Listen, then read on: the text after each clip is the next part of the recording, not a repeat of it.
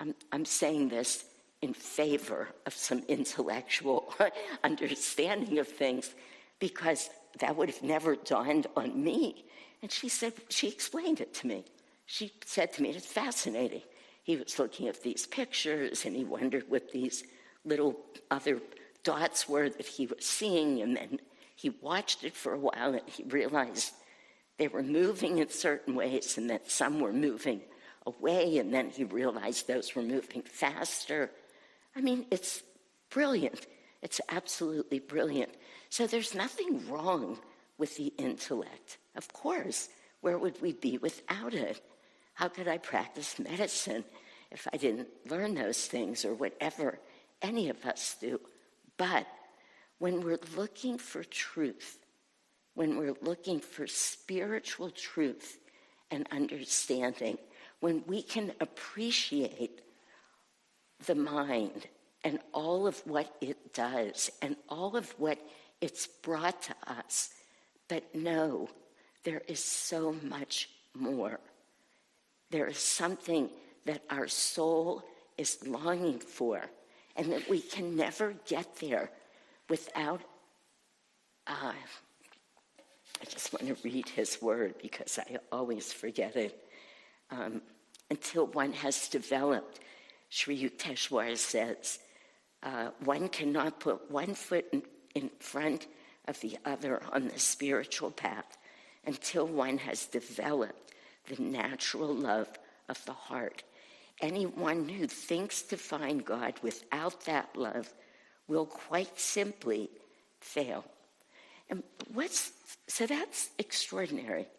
We have to be having practices, thoughts, beliefs, friendships, satsang, that helps us. It's not an intellectual feat that we can do. It'll never happen. That's what Christ was saying to the Pharisees. And he said to them at one point, without love, no true understanding is possible. And he's looking at them. He says, I'm watching you search the scriptures, but I know ye that ye have not the love of God in you. And I just wanted to read, let me just see if it comes up. One other thing that he said that was so wonderful, because he said, no, it's not here, but he said, you're out there reading and searching and trying to find it through your mind, but it has been revealed to me. He said it in different words. He was saying again and again and again, that's not the way. Now, if we look over history, Christ was trying to do that. In the late 1800s, Babaji speaks to Sri Yukteswar, and he says, write a book that will show the world that the teachings of East and West are the same. And Sri Yukteswar does that. That's the Holy Science. It's a beautiful book, really a very beautiful book. I don't have time to talk about it. But in so many ways, as he's showing us in that book, how the soul evolves and what brings us back to God, comes this same statement that Christ kept repeating to the Pharisees. All these years later, 1900 years later, the same truth is presented without unfolding the natural love of the heart. We cannot move forward. We want to understand everything. We're drawn that way. But what we really need to do, again, nothing wrong with trying to understand it, but that doesn't take us to the experience. Understanding, knowing, it's very different than having that moment of awakening the divine love of the heart.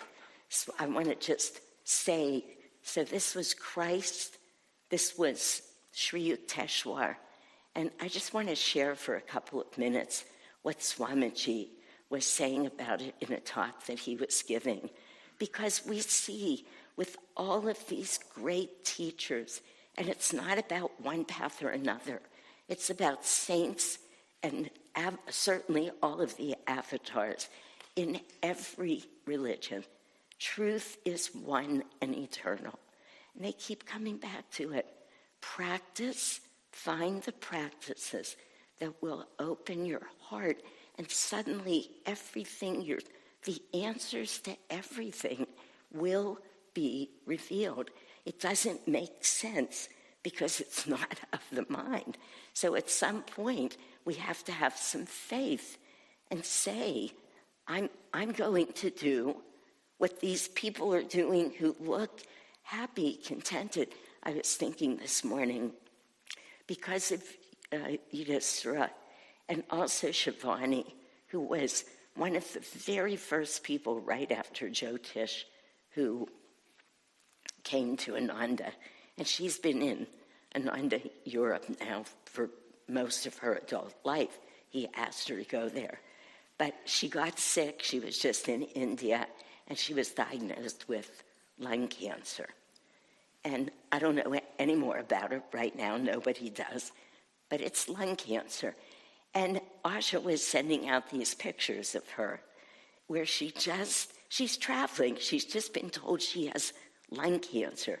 She's got fluid in her lungs from it. She's lost over 20 pounds. Her body is struggling. And there she is, as vibrant, as alive, as joyful, and writes a letter to all of us and says, here's the affirmation I want you to be saying. With great joy. What is it that has people come to that place? These are the hardest things. They're of the hardest things in life. We could have a whole list of other hard things. That's why the story of the fire at Ananda that we've heard 1,000 times. But it's so important because everybody lost everything. And that was it. By the next day, they were joyfully rebuilding. What is it that allows that for people? It's amazing.